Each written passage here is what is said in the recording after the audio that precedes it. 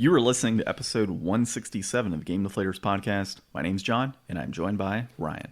Hey, everybody, here at the Game Deflators Podcast, we'd like to talk about games we've recently picked up, games we're currently playing, and we team up with a baby, a ninja, and a mummy to go on the world's best vacation in this week's Inflation Deflation Challenge.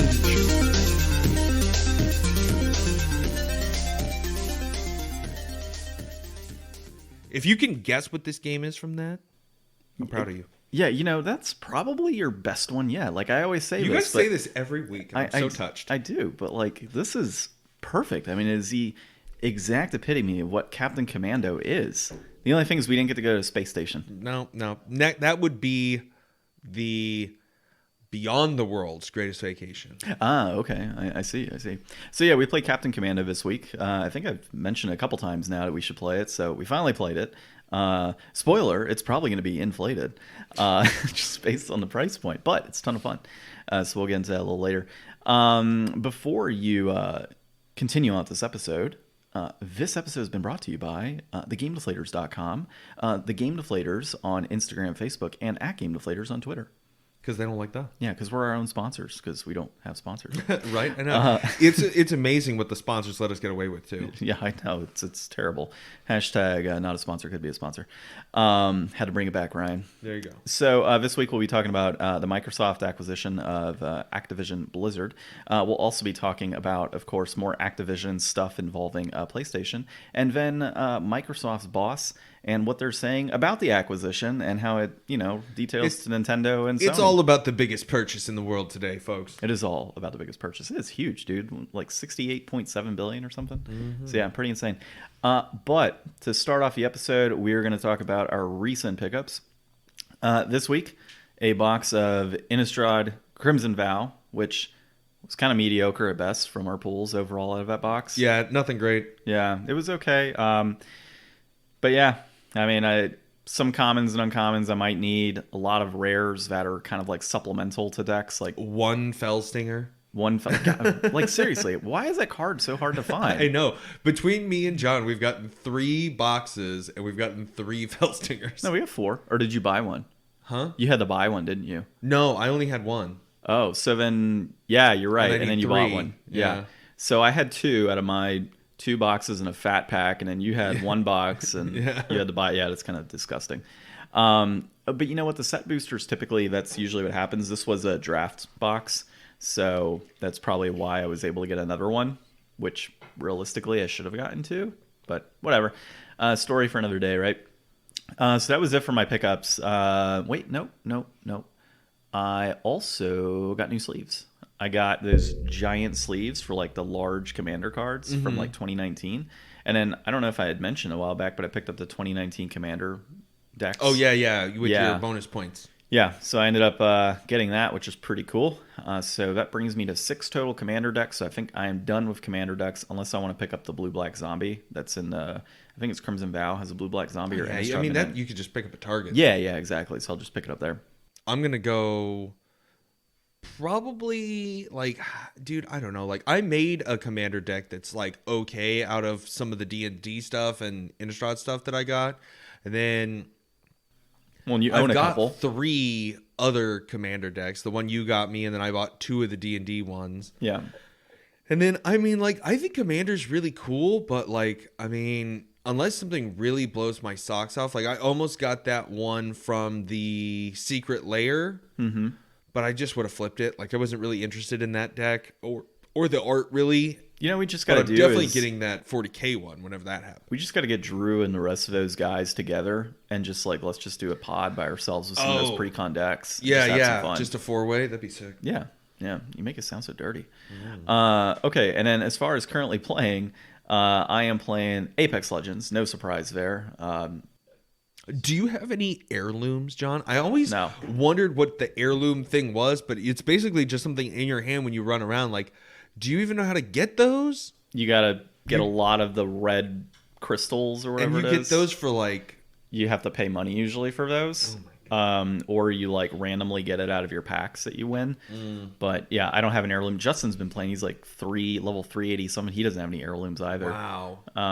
Yeah, so Just never. I heard people were really disappointed in the last one. Yeah, it was Watson, I think. Yeah, was it the was heirloom? like some weird detector gun or something. I don't know, but like I don't play Watson anyways.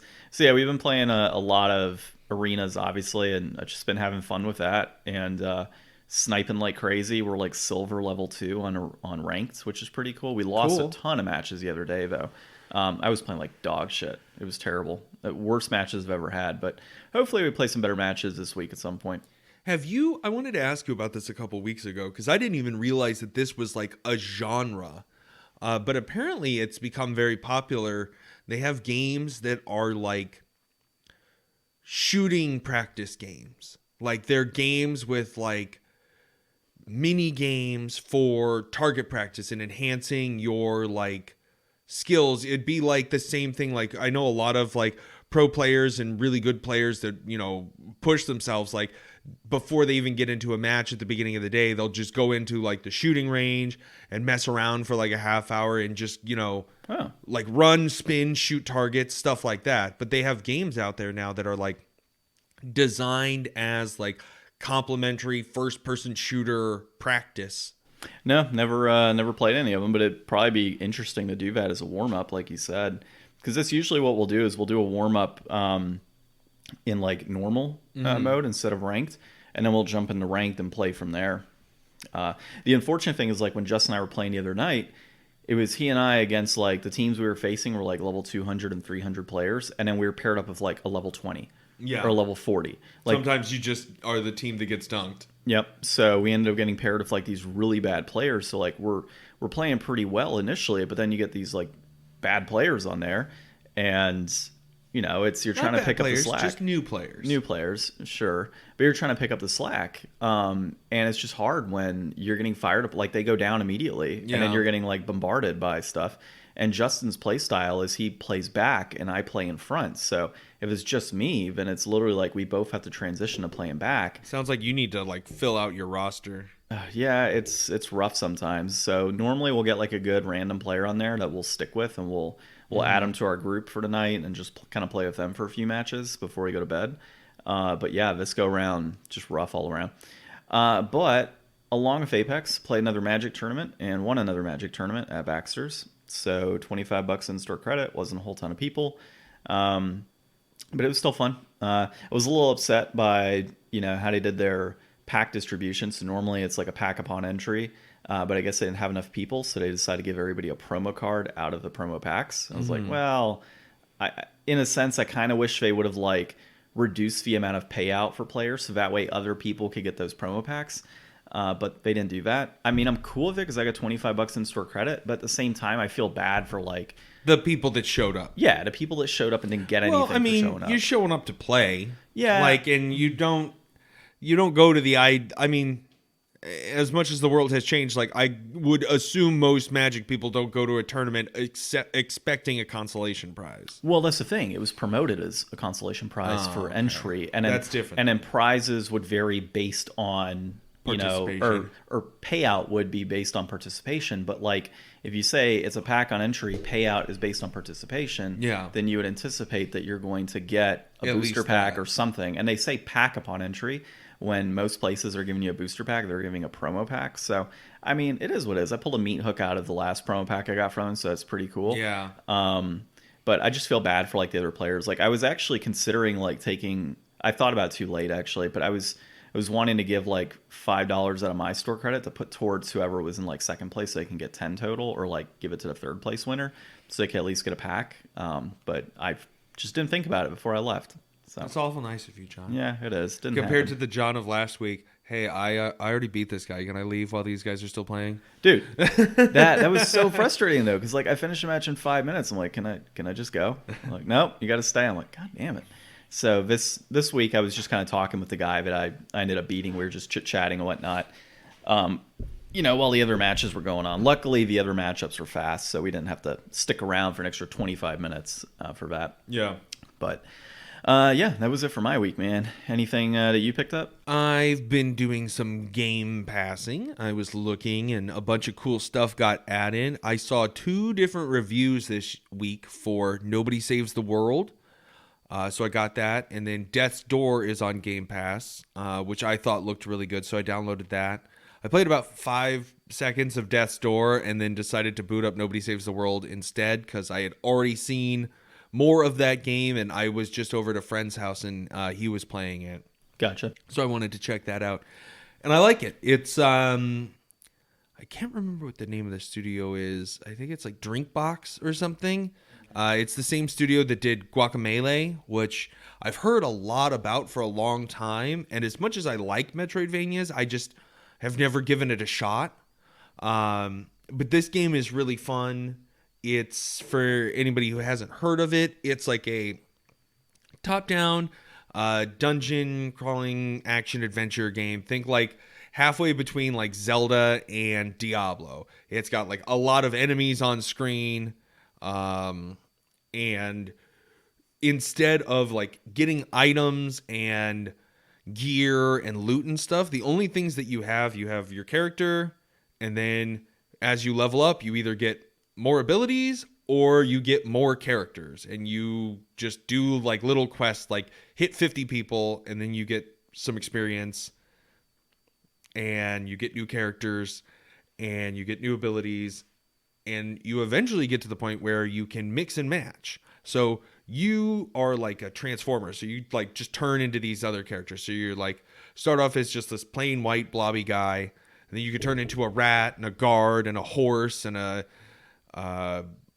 bodybuilder and an egg and a dragon and a demi-lich and stuff. So it's like you get all these different forms and they have all these different abilities, but you can mix and match them so that you can be a horse that summons the dead and shoots fireballs. And depending on like how you put those skills together, you can come up with all kinds of different builds. So it's got a lot of free form, it just kind of exploring with the mechanics and building stuff yourself out. So that's been fun so far. I played like an hour or so of that. I'm looking forward to doing that some more.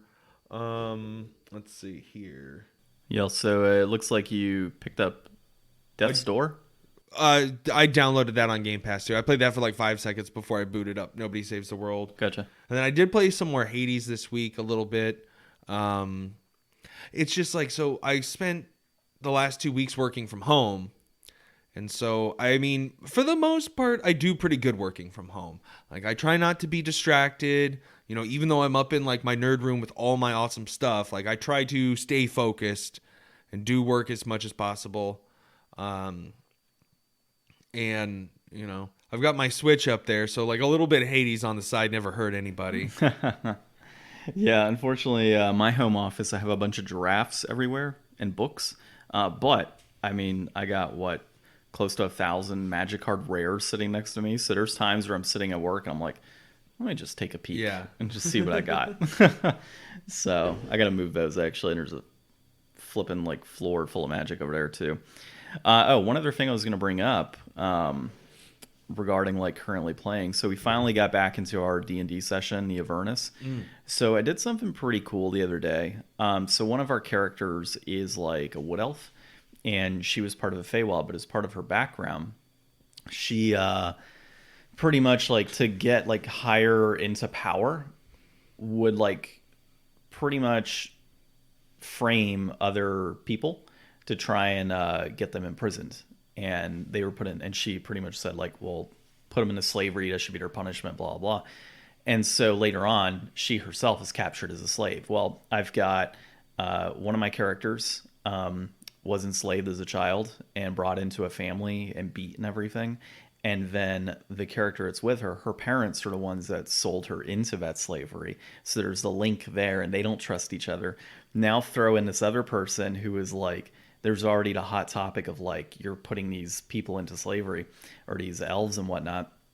And so she's now connected. And at some point I brought in 5 revenants into it. And I don't know if you know what revenants are. Yeah. So they come back after 24 hours and their goal is to kill the person that like they have a vendetta against. And so this vendetta is against this one elf. Well, I introduced them the other day. And so all 5 of them come out and they start calling on her like, you sold us into slavery. They're all like decayed and everything, beaten down and burned. And they're pretty much like all of their attacks are like focused on this one character. But of course, they start attacking the other characters because they're trying to defend themselves. And so they all like the first one dies. They go. You just see this white beam of light go across the sky of Avernus. Another one goes, and Joel's sitting there, and he's like shaking his head. He's like, I know what the hell you're doing. So he texts me. He's like, they're revenants, are they? And I'm like, maybe.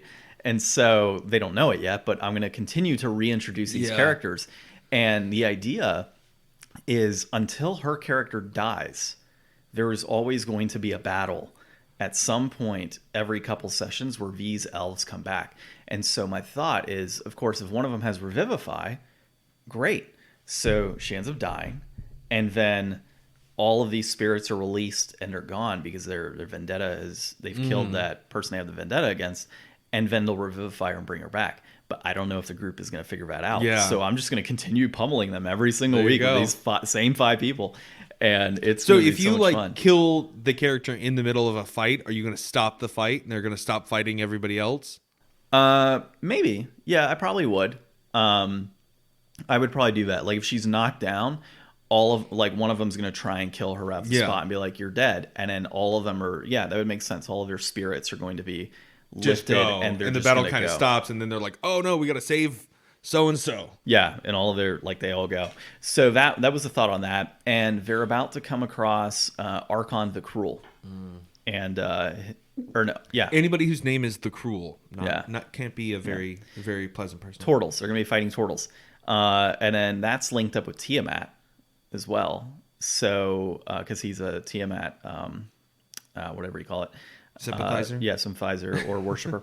And then they have like this old like Titan because they have to get the blood of a Titan. And so to be able to get this blood of a Titan, they come across and he was actually cursed by Tiamat.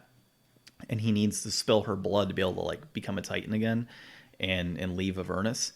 And so they convinced him, even though he's like this recluse, and I made him like Gollum. So he's like talking to himself and he's like yelling at himself and yelling at the characters. And, we need to spill her blood. Like we have to spill Tiamat's blood. And they're like, who are you talking to? And he's like, shh. He's like, they shouldn't know. Don't tell our secrets. And they're just like, oh my God, really? Like we're dealing with this. Nice. So it was pretty fun. But I'm excited for the next few sessions and those revenants. Like it'll really kind of tie in that part of the story. Yeah. And then Joel's character, he has his own dark secret, which I really haven't gotten too much into. I've given like hints here or there as to what's going on. But I haven't like fully fleshed his stuff out yet, but I'm going to start incorporating him pretty soon. How far into like the adventure are you? Are you like halfway done yet?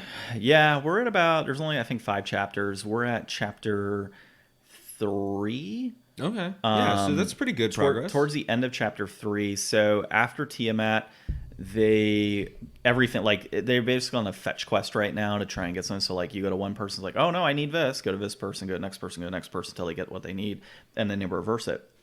So after they deal with Archon, they get the blood of a Titan, they go back to this person who is going to write them a letter of recommendation to Bel, the devil that's out there.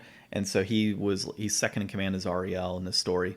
And so they got to go to him and then work with him to try and find like the Bleeding Citadel, and like everything starts to kind of come together at that point. So they're getting to a good point story-wise. And, I read the story. I really like it. I don't know if I'm telling it as well as I should be to the players and even here on the podcast, but I really do like how it's shaping out. As long as everybody's having fun, that's all that matters. Yeah, and that's why I try to incorporate as much battle time and as much fun time. Like with the whole slavery thing, like Ginny's character being the one that was enslaved, she's like all decked out with like demonic ichor basically, so she has wings and all this other crazy crap that's going on.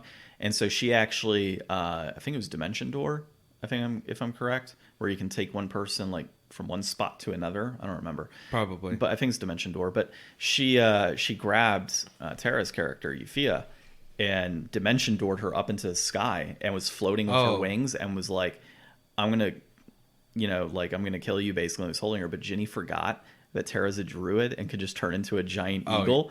And so she's dangling her and everything, and she drops her, and Tara's like, giant eagle. And it goes away.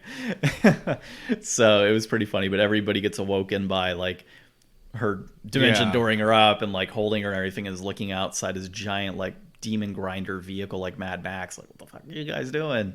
And it's pretty cool. So I think they're having some fun. I'm really trying to open it up so that they are pretty much focusing on their character stories, like their personal stories, and the adventures kind of more on the side quest of like, okay, we have to do this. We have to try and find a bleeding citadel, stop Zariel. Otherwise, like Elturel's gonna be coming down. And what I need to start doing is I'll probably start doing this next session, but actually I did do this in the last session. I had noted that in the distance, they could see Elturel and bodies being dumped like ants over the side of it, like just droves of bodies that have been killed in Elturel being dumped into the River of Styx to create more devils as fodder for the Blood War. Yeah. So I'm going to probably start doing it like you see pieces of Elturel breaking and a tower falls into Avernus and this other stuff to really kind of amp it up of like time is of the essence. You guys got to get moving. Let's see how it goes. Okay. But diving into our articles this week, so enough about D&D. Big news! Microsoft. In case you've been living under a rock. Yeah, if you haven't seen this, like, I'm surprised people still post this now. Microsoft to acquire Activision Blizzard for $68.7 billion. This is through The Verge. It's Tom Warren. And, I'll just a quick statement here on my part. When I saw this come through, my thought was, why are they paying so much? And I get that Activision Blizzard makes a good amount of money, and so the valuation is up there. But at the end of the day, what do you got? Call of Duty, Candy Crush, which makes a decent amount of money. And, you have your older Activision titles like Guitar Hero and Spyro and Crash Bandicoot's on there. And, there's some premier titles. But, like, how much of that stuff is truly relevant? Like, Crash had the one game that came out recently, right? Spyro, they had to do a trilogy. Same thing with Crash Bandicoot. Spyro has not been good since the third game. Yeah, but I mean, like, Blizzard just did like the Diablo 2 remake, and Diablo 4 is still in the works, and Overwatch 2 is still in the works. Like, but like how much of that stuff Blizzard arm itself is huge. But how much of that stuff, we'll talk about in a bit, but like how much of that stuff is still under multi-platform agreement? Like Diablo 4 is probably already contracted to be on PlayStation. No, I don't think so. I would see how it wouldn't be. I guess. So anyways, here's the thing. From what I heard, Bobby was shopping this around. Like, Microsoft didn't just come out of the woodwork. Like, this makes sense when you think about, like, under all this heat and pressure, why Bobby's been sticking around to his guns. He's shopping around for a huge payday before he leaves. Because if he sticks through this whole closing of this deal and everything, he's going to make out like a bandit and get the heck out of there, and he could go retire to hell like everybody else. But, I mean, the amount of money that they're talking about here, like, this was an acquisition that's comparable to something that, like, this is an Amazon move or a Google move or whatever. This isn't like a Sony move or a Nintendo move. This was definitely something that like a big player did, and I'm actually happy that Microsoft is the one that did it. Well, yeah, versus a Google or Amazon. Because I think that would have been way worse. They both tried to get, gaming going. And I mean, Amazon finally came out with, a success in that, what was it, New World or whatever? Yeah. I don't even know if anybody plays it now still. But like, they would have destroyed all of these games and franchises if they had bought this. And I really think that Microsoft has the best chance to, try to make the most of this and make the most of what's there and the titles that are available. Yeah, I mean, I totally get it. And I mean, we don't have to spend like a ton of time on these individual articles because they're all linked today. About. Yeah. So, I look at that 68 billion and I can see that being most likely, as you said, Google and Amazon were probably in the bidding for that as well. And Microsoft just kind of stepped in and said, nope, we're going to pick this up. Because I can, and it's good on them to do it over an Amazon or Google. Because you're right, like Amazon, changes. They don't appreciate the position that they're trying to put themselves in with gaming. They think of it as just another avenue for money. Yeah, and so if Amazon were to acquire it and then they just fizzle it out, what happens to all those properties? They're now owned by Amazon, and then nothing. What are we going to get? A live action? They stay Crash locked Bandicoot? away like they are now. Yeah, exactly. So. I can see that being a benefit. Diving into the next article here, which was Wallace Witowski of MarketWatch, and the title of this one was Call of Duty will stay on Sony's PlayStation consoles after the Activision deal, is what Xbox bosses promised. So, to tie it all together here, paying that type of money, people are saying, well, Microsoft isn't just going to pay a bunch of money and then it's going to, go to all these other consoles. They wouldn't have done that. But realistically, it is the smartest move for Microsoft to purchase for 68 billion, even though I think it's a ton. Well, and let's clarify real quick too. This is like they wrote a check. They weren't like, it was we're going to cash. do 50% stock and 20% cash and 30% goats. Yeah, cash deal basically. Yeah, it's the biggest cash transaction ever. Is it really? I didn't know that. I think that's what I heard. I mean, and if that's true, I mean, this really puts gaming on the map. Like, nobody can ignore the amount of money and moves that have been around gaming. Like, something that seemed so inconsequential to most of the world even 10 years ago. I don't think people really were taking it seriously like it is now. And now it's the most profitable entertainment medium on the planet and making the biggest money moves in the world. So it's and destroying the future with NFTs. What scares me is like Amazon or Google coming and saying, okay, well then we'll just buy EA. Like, dude, they can have it. Well, yeah, that's true. But I mean, like, what kind of precedence does that send, and what type of message does that put in the market as far as like gaming companies are concerned? Like, oh, well, if Activision sold for this much, we could totally put ourselves up for sale now and see who buys us. Dude, EA's got to be like, man, we would have been worth so much money if we had sold ourselves when we still had the exclusive Star Wars rights. Yeah. And now every company could go make better Star Wars games than EA ever thought to. Well, they still have Madden and all that stuff, which is huge on an annual basis. But, diving into the Call of Duty component here, it would have to remain multi-platform. People were laughing like... World at War will. No, I think all of them will moving forward. I cannot see this being something that Microsoft says, we're going to just make this on Xbox. Like, I think it's more clever than that, dude. You could play this anywhere Game Pass is available. Yeah, I know. Come on, Sony. Why don't you just put Game Pass on there? We would love for you to be able to give the opportunity for your players to play all of these wonderful games. For sure. And it's going to be part of the next article here that we'll kind of cover. But, it makes sense for them to make it multi-platform and keep it multi-platform because Sony then has to pay Microsoft whatever amount. And then Microsoft's already making money off of the sales off of it as well. So... I think overall it is a very smart move by them to buy it in that regard, as long as they keep it multi-plat. But as soon as you make this exclusive, Sony is still the second largest video game company out there, like in terms of video games. Like, obviously I have hardware and stuff, but they're the second largest. Microsoft is now third after this. So when it comes down to it, Sony still has tons of exclusives, tons of other games that they can offer, and they've got, I guess, what's a generation ahead of Microsoft as far as games are concerned. And I would even say 2 generations, I would argue, because the Xbox wasn't super successful to begin with. So, and neither was the One. Yeah, exactly. They really had like 1.5 good generations. So Sony has like a huge leg up in terms of exclusives and what they can offer consumers. So keeping a multi-platform, what are you going to do? You're going to lose half of that base. Sony fans, like huge Sony fans that maybe like Call of Duty, might say, okay, fine, I'll play it on PC, which is fine. Or I'm going to go ahead and just, play Apex or some other first-person shooter. So I've definitely heard that. Like, I mean, the obvious move for Sony right now is to go back and look at, like, all right, can we modernize Resistance? Can we modernize SOCOM? Can we bring back something that we own to be a competitor against this? Which SOCOM? 100%, man. If you bring back... So say Microsoft says this is exclusive, Sony probably comes back and says, SOCOM. Like... Yeah, SOCOM, next generation SOCOM, free to play, like you have your Call of Duty. Yeah, and new SOCOM games. It's just not going to be until, and that's the other thing. So like the Game Pass versus leaving it on PlayStation, the gap there we already see. I mean, like I just got Nobody Saves the World and Death's Door for, essentially just the $15 a month I'm paying. Yeah. But it's like when you've got people that are like, okay, I can download this day one, or I can spend $50 and wait, 2 months for them to patch out all the garbage that came out on day one. Like it makes a lot of sense when you are getting day one releases, but you don't have to buy it and wait through. You don't have to spend your money for something incomplete. Yeah. You can feel a lot more comfortable with getting a day one purchase when you didn't have to pay for it and then be disappointed by the quality as much.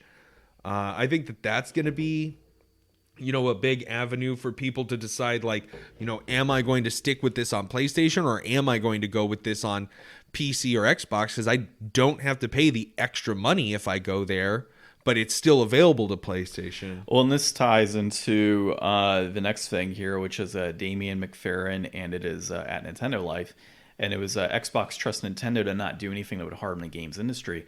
And, was Phil Spencer actually mentions, they want to move into a point where game consoles are agnostic and gamers are able to play where they want to play. Mm-hmm. So it goes into what you bring about with the Xbox Game Pass and going on these other consoles.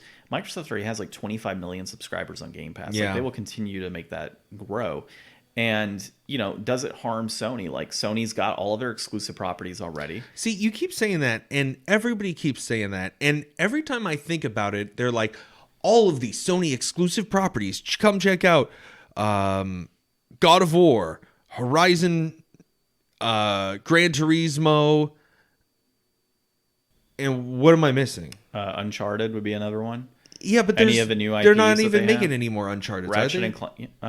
They had like 5 of them already. That's the thing. Well, they're re-releasing, I think, everything onto the PS5 here pretty soon, which could be an indication that there's another Uncharted coming down the road. Well, and they're making a movie. Last of Us, Ghost of Tsushima is a new one. The thing is, like, these franchises, like, how many more God of Wars are we really going to get? Like, we didn't really expect the newest God of War. No. Like, there was a huge gap between that and God of War Awakening or whatever, and nobody really played that one as much, the 4th one, Reckoning. But that's the thing. Sony has so many exclusive properties from over the years that they wouldn't realistically, need to continue making Uncharted and all that. They can continue to make, and they've proven that they can make new. These great franchise. Well, Returnal's another one, dude. Returnal's an exclusive, and that's a new IP. But is that something that you're gonna meet? Like, are people gonna be dying for Returnal 5? Like, Returnal is like a decent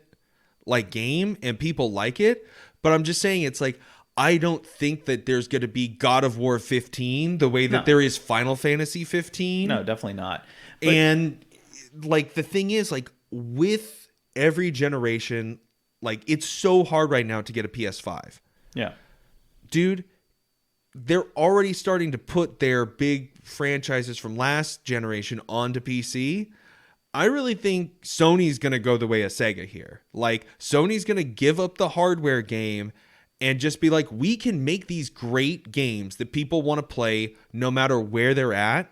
Why are we losing $100 per console and breaking our backs to shove these out into stores where nobody can buy them and the scalpers are making all the money? Like, it really doesn't make sense for them from a hardware standpoint when they've got to compete with all this stuff. Like, now they've got to go back and redo their whole PlayStation Now, PlayStation Plus business because they're trying to compete with Microsoft instead of just saying, hey, why don't we get Microsoft to pay us an extra, $50 million to make the next God of War and put it on their system instead. Like, we're making more money doing that. Well, and, I can see it kind of like the TV situation, right? You have like the Google TVs, the Roku TVs, you have LG Home, Samsung probably has their own thing as well. And just have apps. And they have apps, right? And you can play those apps, and it's agnostic. It's, you want to play Netflix? Well, Netflix is on any TV. Netflix has games now too, don't they? I think they have like the interactive, like the... Minecraft? No, like... I don't remember. Yeah, Netflix does have a game, or they're developing mobile games. That's what it is. Something. Yeah, something. I forgot. We talked about it at some point. But, you have these applications, and Microsoft, of course, is saying we want to go to the route of agnostic, and you don't have to choose certain console. But they are going to probably... They don't have exclusives anyways anymore because their games are on PC. So they've gone away from that route.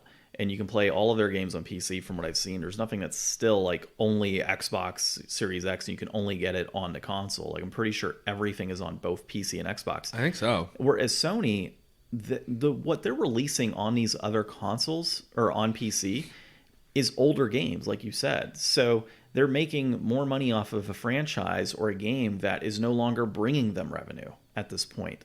So it makes sense to do that. But if you want to the point that you made on day one exclusives with Microsoft, you want to play the new God of War right now, you have to play it only on PS5, unless you want to wait 5 years for it to hit PC. No, the new one's going to be on PS4.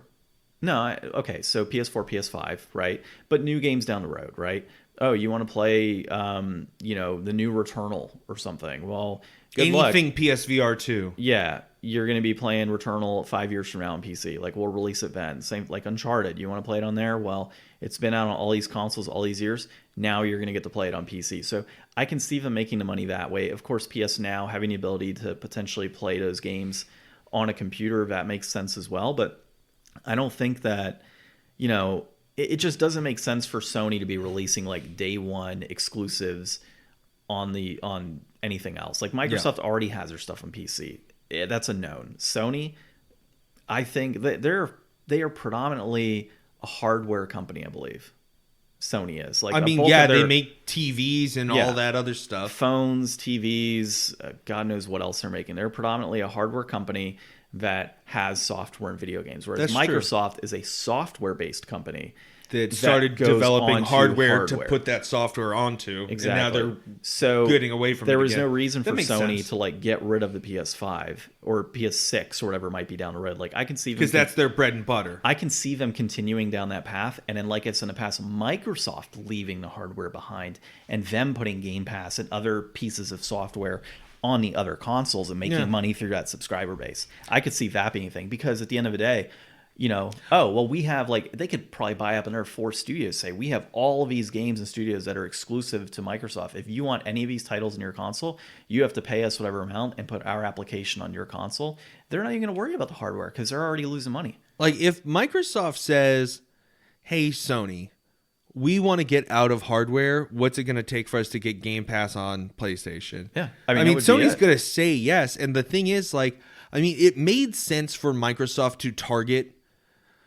Like, they've always wanted to have an all-in-one thing. Like, that was the whole thing with the Xbox One was, like, all your entertainment, all in one box in your living room.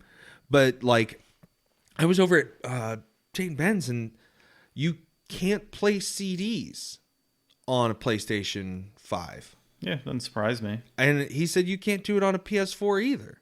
Yeah. So it's like, the Xbox made a lot of sense when it was like, okay, we need a Blu-ray player and we need a CD player and we need a Netflix player and we need all this stuff. But it's like without having the hub for all of that in one box anymore, you don't really need the box anymore. We've kind of evolved beyond that. So it would make sense for Microsoft at that point to say like, we're already trying to make an all digital only box. So that we don't have to deal with physical media anymore. Why should we even worry about making our own box when we just all we want is the $15 a month for Game Pass? That's what we want. Yeah. Why do we have a whole division of Xbox controllers? Well, let's see. I'm kind of curious. They're already getting their butts kicked in the controller department anyways. See, if we do the math here really quick, I'm kind of curious. So if you've got 25, let's see, 25 million subscribers times 15, that's $375 million a year. No, a month. A month, sorry. It's $15 a month. Sorry, yeah. So once they get that up to 100 million subscribers. So that's $4.5 billion a year based on the current subscriber base. Yeah, but look what happens once they get 100 million subscribers. Okay, so 100, times 15, 1.5 billion times 12.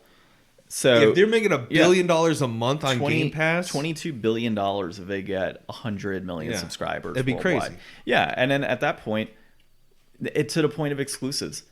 Why would you make these games exclusive? There's no point to making exclusives, especially if you go the route of no hardware. Consoles just for selling hardware. Exclusives are just for selling hardware. And if you're going to be agnostic, as they've said they want to go in that route, then they are going to be getting rid of hardware. They're going to jump into just software or stay with just software, really, and try to go on these other consoles. And if Apple jumps into it, fine. It's going to be on Apple. Oh, you want to play it on, a TV from Samsung? Cool, it's on a Samsung TV. You're gonna pay $15 a month. Like, they're gonna make so much more money going this route than they are gonna be doing the hardware. And then Sony can't compete in that regard. They're gonna have to continue doing exclusives on their console and releasing exclusive games that are on PC or later onto PC 5 years down the road to make money that way. So, I mean, it's crazy. I see what they're doing, definitely bolstering up that Xbox Game Pass and moving into I think it's going to be no hardware. Yeah. Ultimately. It's been a crazy week. I mean, this is really all we're talking about this week. I'm sure that other things happened, but whatever. Yeah, but that's not all we're talking about this week, Ryan. We're talking Captain Commando as well, which was developed by Capcom, published by Capcom, designed by, it looks like, Akira Yasuda, if I'm seeing it correctly in here. My eyesight is terrible, and it looks like Junio Ohono, I think. Did I get that right? Junio Ono. Oh no, yeah. Dude, my eyesight's so bad, even though I got new contacts. It was released on the Nintendo, or really the Famicom, in 1995. It was later put onto the Super Nintendo and eventually the Japanese release on PlayStation. It is a beat-em-up, and in reception, you have on here... Here, let me read this. So okay, yeah, because I can barely see that. So the reception, it didn't have, like, usually on Wiki, it has, like, all these different places gave it whatever score. This just had, like, 3 little blurbs, and so I just copied one of the blurbs. The November 1991 issue of Sinclair User gave it the shared award for games most likely to save the universe. Hey, you know what, man? That's high praise. Dude. You do save the universe in this game. You got to go to space at some point. Like, we got to happen. We didn't get to space. Better players do. Better players do, for sure. I mean, dude, we basically died the same place that I die on my own. Every time. I didn't help. I just used up the continues. Yeah, that's true. You use like 4 continues. Okay, so actually, no, I think we used about the same. Okay, so this game in general, dude, I love it. I think it's a lot of fun. You've got the 4 different characters. You got the Mummy Commando. You've got the Ninja Commando. You have Captain Commando, and then you have Baby Commando. And then they each have their own different names. Like one of them's like Mac, and then Mac is he's the mummy one. The mummy, yeah. And then Captain is Captain, and Baby is Baby, and then the Ninja has a ninja name. Yeah, I don't remember his ninja name. But either way, he is a ninja, and he blows smoke everywhere, and he's not very good. So does the Baby. The Baby does too? I Yeah. noticed that. But Commando has, he torches people, he electrocutes people, and then as Mac, you get to like go in a circle and spiral around with like your blades, which is pretty cool. But I had a lot of fun, dude. I've been playing this one a few times. I have yet to flip and beat it, man. Like, I don't what know is it about this one that's got you gripped? Like, you've got a ton of beat 'em ups. I want to beat the damn game. That's what's got me gripped on it. Is this just one that you got to put in your finish pile? Yeah, dude, I'm terrible at like games like this in general. So to play a beat 'em up on my own, it's kind of like, damn it. Beat 'em ups were never really my thing. Like, I mean, anytime I play a beat 'em up, I'm like, oh, Turtles in Time, because that's like the one I remember playing the most. Yeah, that's and one it's classic. I can never beat that one. I always get to Shredder, and I can never win. Yeah, I think we've played plenty of beat 'em ups over the years, and I always have, a much harder time with the games. This one wasn't hard at all. No, it's not hard. It's that last boss battle. Those boss battles are really what kill you on this. Yeah. I think the sprite work's really good on this one. They're like very large, expressive sprites. Like they've got lots of different design than I think what you're used to. Like the proportions on a lot of the characters are very exaggerated. It kind of reminds me of like I don't know, what was... So, at one point, Captain Commando, I think I'd mentioned this in the past, was actually supposed to be the mascot for Capcom. Oh, really? Mm-hmm. So he was that's what initially was supposed to be, and I guess they transitioned. I would say Mega Man would probably be the new mascot. But probably the most recognizable. Yeah. But yeah, so Capcom was Fighter. initially going to use him. Yeah, Street Fighter too.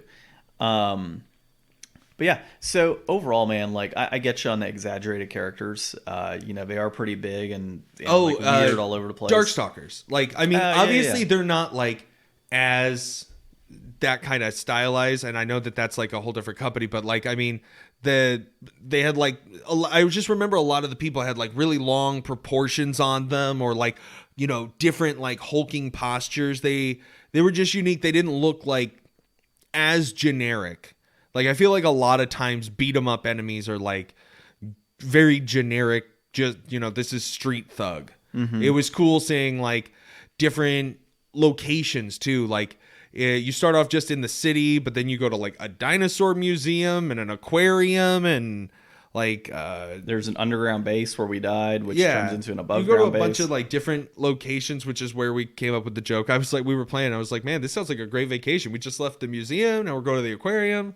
And some of those levels are short. So that's the cool Very thing short. about this is like the levels are easily 5 minutes a pop. So we got to third to last level, or really the boss We were fight. any good, we would have beaten this easily. Yeah. In the amount of time that we usually play games. Yeah, exactly. So it's not a hard game overall. It's just I really suck at beat 'em ups, and so yeah, that's where we are with this. But the game itself, complete in box, you're looking at 303.16, and this is all Super Nintendo. Peaked at 463.23. You don't have a date of when it peaked, but it is currently trending at that position. We don't have to look at the exact date. It's probably 2021, to be honest. And then loose 142.99. It peaked at 147.25 in October of 2021, and it looks like that price is actually rising. So it's got a little steady increase.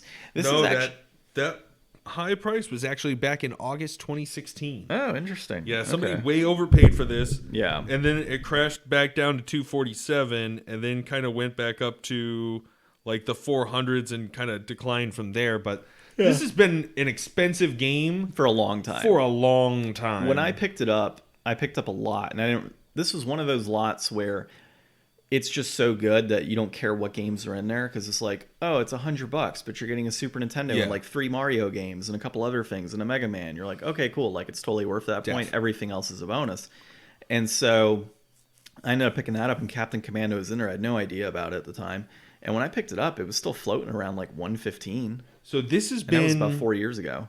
This has been over $175 since 2015.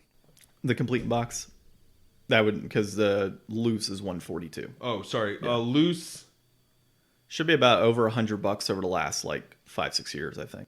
No, it really only peaked over 100 since April. Like it was a little bit over 100 here and there, but for the most part, it's been under $100 game. So when I picked it up, it was about 115 at the time, and that would have been about 4 years ago, which would make sense if it had its spike and it went back down. Yeah, that looks about right. Yeah. So overall, man, I love this game. I think it's great. Very, very clean, easy to play game. Movement is fine. Controls are great. Lots of nice, there's different characters you can utilize. The music's pretty good. As you said, the artwork is good. So, overall, top-notch game. Definitely worth playing.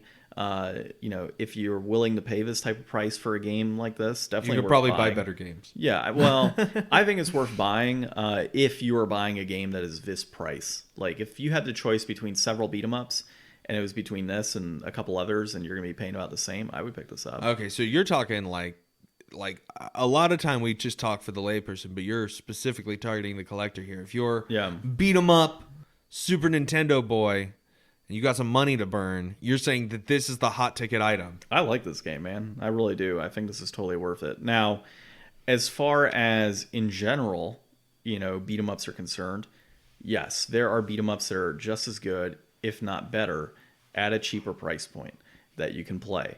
So, but you probably already own those. Yeah, exactly. So if you're missing this one, it's worth buying if you're missing it. I would say that overall, the game is inflated because imagine that. Shouldn't be paying $142 for a game anyways. But when it comes down, that's when it's based off of other beat 'em ups. When it's standalone by itself, I think it's worth buying if it's by itself. So dude, we see tons of Super Nintendo games and Nintendo games also that are like absurd prices. $1 million graded from WADA. By all means, this is not an absurd price when you compare it to other like $600 and $700 games. Yeah, it's not a little Samson. Yeah, but the downside is that this game really doesn't have a lot of replayability. It's your 8 levels or 9 levels, whatever it is that you go through. Yeah, you crack this out in an hour. You're gonna want to take some time before you come back at it again. Yeah, it might be one of those things that you just want to craft and like be really good at one game, and this is what you continue playing. Fine. But yeah, for an hour's worth of time, it's kind of difficult to like justify over other beat 'em ups. Maybe this is a good speedrunning game. I don't know. It's already pretty short. It is pretty short. Yeah, I don't know. It might be. So, yep, I would say inflated on my end. Definitely inflated. Okay, so that was our episode this week. Next week, I have no idea what we're playing. I don't know what we're going to be talking about. We'll figure it out. It's going to be a remote episode, so yeah. We got to figure out what we're doing, Ryan. We'll let the people know. Okay, this has been episode 167 of the Game Deflators Podcast. My name's John. I'm Ryan. And thanks for listening.